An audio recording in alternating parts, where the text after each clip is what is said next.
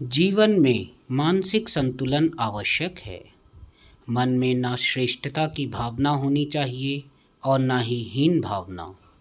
अपने अंदर संतुलित भावना विकसित हो और अपने आसपास भी ऐसा वातावरण निर्मित हो, यह पूर्ण सफलता की पहली शर्त है।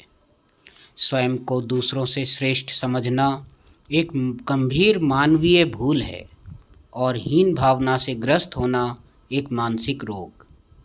आपको दूसरों में भी श्रेष्ठता की भावना या हीन भावना को बढ़ावा नहीं देना चाहिए। इसके लिए मानसिक संतुलन बनाए रखना होगा। ऐसा संतुलन मन परम पुरुष की ओर बढ़ने में सक्षम होगा। इसलिए व्यक्ति को एक लचीले घास से भी अधिक विनम्र होना चाहिए। आमतौर पर मनुष्य में हीन भावना की अपेक्षा श्रेष्ठता की भावना अधिक पाई जाती है।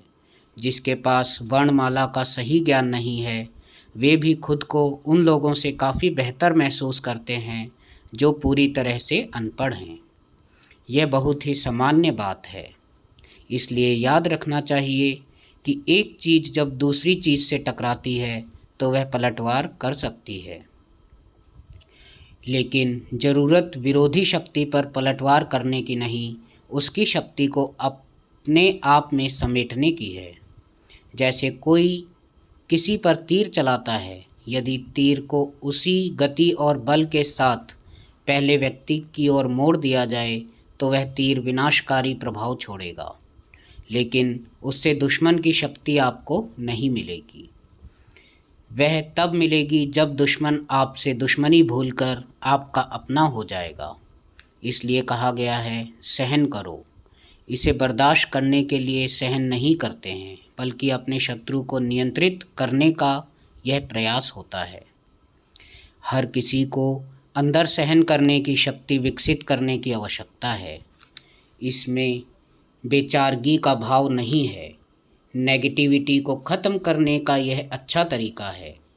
जो भी आपको नुकसान पहुंचाने का प्रयास कर रहा है, आपकी सहनशीलता धीरे धीरे उसके मन से उस कारण को समाप्त कर देगी जिससे वह आपका विरोध कर रहा है।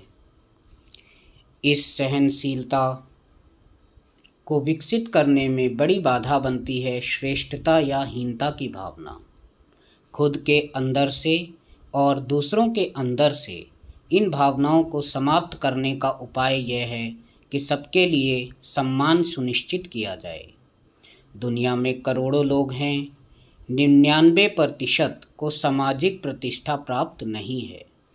यदि आप किसी को सम्मान दिलाना चाहते हैं तो आपको समझना होगा कि आखिर उन्हें सामाजिक प्रतिष्ठा क्यों नहीं मिलती। 3 मुख्य कारण हैं। पहला, समाज ने उन्हें मान्यता नहीं दी। दूसरा, वह आर्थिक रूप से कमज़ोर हैं। तीसरा, वह शिक्षा और ज्ञान की चाहत से वंचित हैं। आर्थिक आत्मनिर्भरता और शिक्षा एक साथ देनी होगी, तभी आप प्रत्येक मनुष्य को सम्मान देना धर्म का अभिन्न अंग है। मनुष्य एक ही ईश्वर की संतान है, इसलिए सभी को समान सामाजिक प्रतिष्ठा मिलनी चाहिए। तीसरा कारक, जैसा कि उल्लेख किया गया है, यह कि आपको उनके आर्थिक पहलू का ध्यान रखना चाहिए ताकि सभी को उचित भोजन और कपड़े, उचित शिक्षा और उपचार मिल सके। सभी सम्मान से अपना सिर ऊंचा रख सकें और बिना किसी परेशानी के प्रतिष्ठित इंसानों की तरह रह सकें। किसी भी इंसान का दूसरों की दया पर निर्भर रहना ठीक नहीं है। इस तरह से जब जीवन विकसित होता है, तब श्रेष्ठता और हीन भावना में स्वयं संतुलन स्थापित हो जाएगा।